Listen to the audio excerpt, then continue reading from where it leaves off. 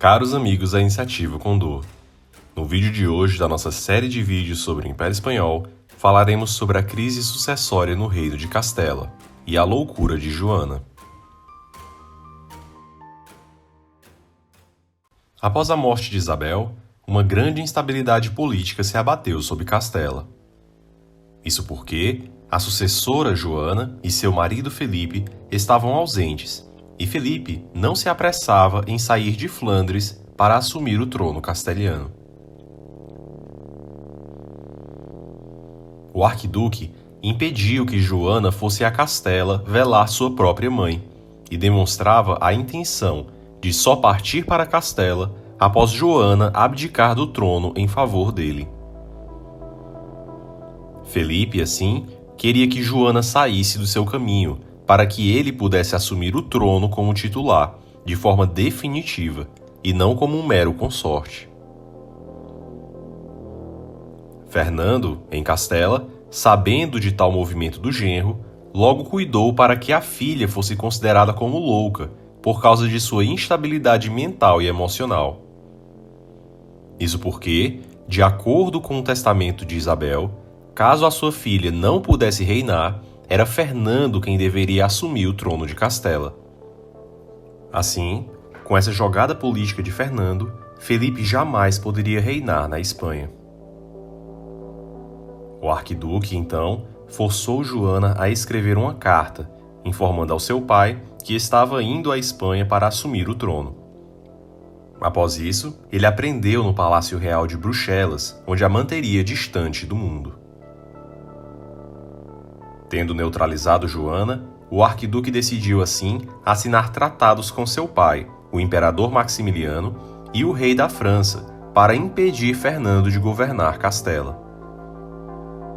Desse modo, Felipe ameaçava invadir Aragão e Castela com tropas vindas da França e do Sacro Império, o que colocaria os reinos ibéricos em perigo. Fernando estava em clara desvantagem naquela guerra, mas ele ainda tinha uma carta na manga para aliviar sua possível derrota. Como era viúvo, ele poderia se casar outra vez, impedindo assim Felipe de ocupar o trono aragonês. Fernando perderia Castela, mas também faria com que o genro perdesse Aragão. Assim, o rei aragonês, surpreendendo a todos, se casa com a jovem Germana de Foix, de apenas 18 anos, que era sobrinha do rei da França. O motivo desse casamento era estratégico para Fernando. Casando com ela, Felipe perdia o direito à sucessão do trono aragonês, fazia com que Aragão se aproximasse nas relações diplomáticas com a França e, de quebra, ainda viabilizava a tomada do reino de Navarra, que tinha parte do seu território já há muito tempo sob ocupação aragonesa. Fernando, assim, matava 3 objetivos com um só feito. Mas sua atitude surpreendeu a todos em Castela. O monarca aragonês tinha passado a vida inteira guerreando com a França e agora buscava uma aliança com ela. Fernando, de fato, parecia outra pessoa. Não o mesmo rei que ansiava por uma união entre Castela e Aragão com a sua falecida esposa. Pelo contrário, um rei vingativo, cujo ódio que sentia pelo genro era tanto que preferiu se aliar com seu pior inimigo contra ele. Apesar de muitos enxergarem essa jogada de Fernando como uma traição, há de se perceber o incrível movimento diplomático por trás disso, uma vez que ele já se preparava para a iminente invasão e anexação do reino de Navarra. Felipe ordenou a Joana que condenasse em público o segundo casamento de seu pai, mas Joana recusou.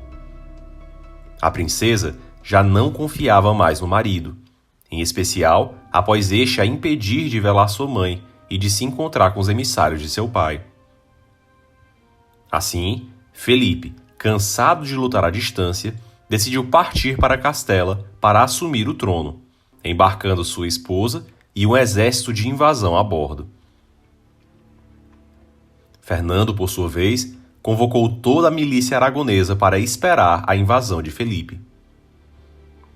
Felipe, assim, desembarcou em La Corunha e partiu em direção às tropas de Fernando.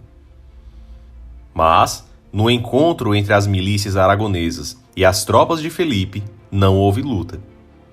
Isso porque Fernando tinha enviado o arcebispo Francisco de Cisneros para negociar entre ele e o arquiduque. E Cisneros, como bom negociador que era, conseguiu costurar 2 tratados. No primeiro deles, ficava acertado que Fernando retiraria suas tropas de Castela. Fernando conseguiria os títulos da Ordem de Santiago, da Ordem de Calatrava e da Ordem de Alcântara, além de uma indenização de 10 milhões de maravedis por ano e metade das rendas que viessem do Novo Mundo. No segundo tratado, Felipe fazia um arranjo secreto com Fernando, que declarava Joana como louca e, portanto, incapaz de governar. Fernando relutou muito em assinar esse tratado. Ele mesmo já tinha declarado Joana como louca para impedir Felipe de governar, mas agora não queria fazer novamente a mesma coisa porque, desse modo, era Felipe quem assumiria como monarca titular em Castela. Fernando, por várias vezes, exigiu que pudesse ver sua filha, mas Felipe negava. Assim, quase que sem saída, Fernando assina o segundo tratado. Porém, mal assinou o tratado, o aragonês passou a alegar para todos que tinha assinado sob coerção, dizendo que o tratado não era válido e que Joana era a legítima herdeira ao trono.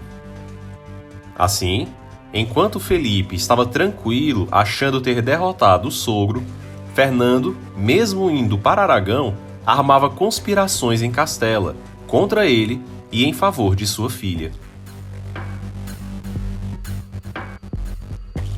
Joana, por sua vez, queria muito ver seu pai.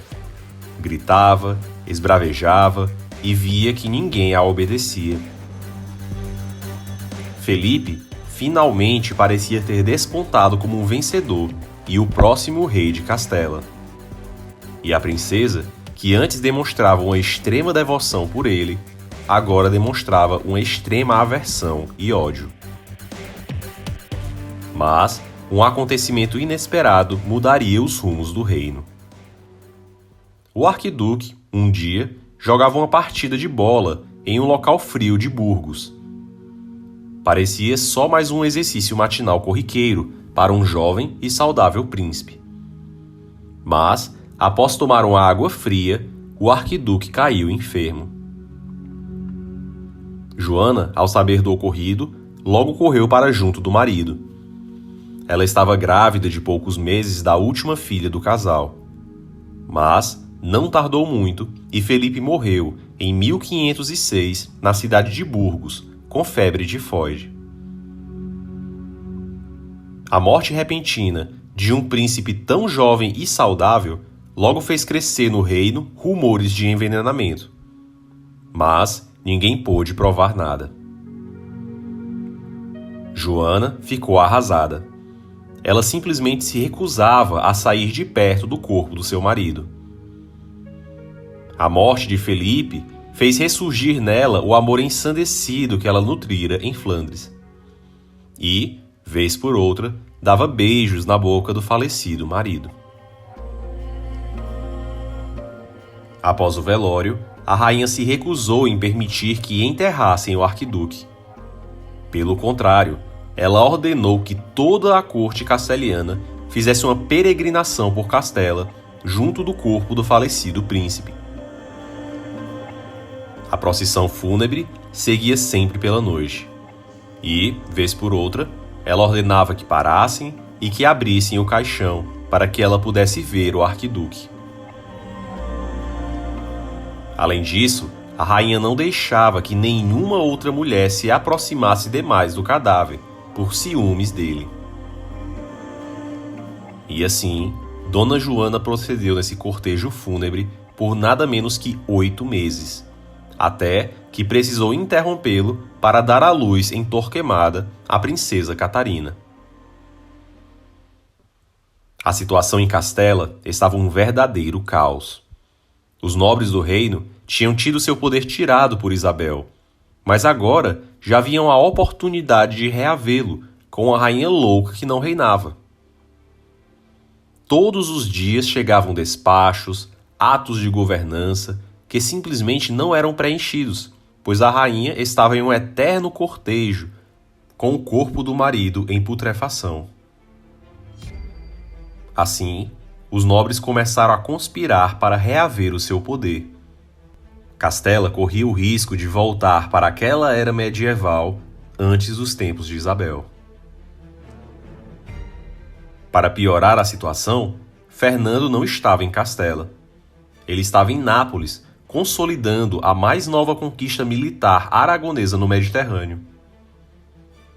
Assim, o inquisidor-geral de Castela, o arcebispo Cisneros, vendo a possibilidade dos nobres retomarem o poder e voltarem para aquele antigo regime feudal, decidiu ele mesmo ser o guardião do trono, passando a governar Castela até que o rei Fernando voltasse. Cisneros, assumindo a regência, diminuiu o caos político que vivia o reino e cessou a conspiração dos nobres. Além disso, ele mandou que chamassem o rei Fernando com urgência. Porém, Fernando demorou um bom tempo para chegar em Castela, por precisar assegurar o novo domínio militar em Nápoles. Enquanto isso, após ficar boa da quarentena, logo Joana começou de novo sua interminável peregrinação com o corpo do marido. Ao chegar em Castela, Fernando se encontra com a filha em sua peregrinação noturna e a manda para Tordesilhas, onde ela passaria o resto da sua vida. E assim, Fernando reassume a regência de Castela. E, em agradecimento a Cisneros por ter assegurado o reino unido e centralizado na sua ausência, Fernando consegue para ele, junto a Roma, o título de cardeal. Há muita discussão entre os historiadores modernos se Joana de fato padecia de loucura. O fato da princesa alternar entre um comportamento extremamente sóbrio e uma postura histérica levanta ainda hoje dúvidas sobre a enfermidade da qual padecia. De fato, ela não nasceu louca. Até partir para Flandres, era tida como uma princesa muito culta e promissora. Além disso, é muito discutido até que ponto Felipe foi o causador dessa enfermidade. De fato, o arquiduque tinha uma postura que favorecia muito o comportamento de Joana. Entretanto, não custa lembrar, a avó da princesa sofrera com o mal da loucura, e Isabel era prima de Fernando, podendo esse casamento entre primos ter piorado esse mal. Logo, não se sabe se ela já tinha uma predisposição genética para esse mal e que foi aflorado pela conduta de Felipe, ou se o arquiduque era unicamente culpado pelo adoecimento mental da princesa. O fato é que Joana não poderia mais governar, e seu pai, agora, retomava o poder em Castela. Fernando ainda governaria Castela e Aragão por uma década. Nesse período em que o rei católico assumiu a regência dos reinos ibéricos, muita coisa aconteceu. Fernando promulgaria a Real Cédula de 1514, um dos primeiros tratados de direitos humanos na história. Além disso, o insaciável rei aragonês ocupa e anexa Navarra à coroa de Castela. Manda também a expedição de Vasco Núñez de Balboa ao Panamá, sendo o primeiro explorador a ver o Oceano Pacífico, e financia também a aventura do cardeal Cisneros no norte da África, que captura duas importantes cidades para a coroa de Castela. Porém, sobre o reinado de Fernando, nós veremos apenas no próximo episódio.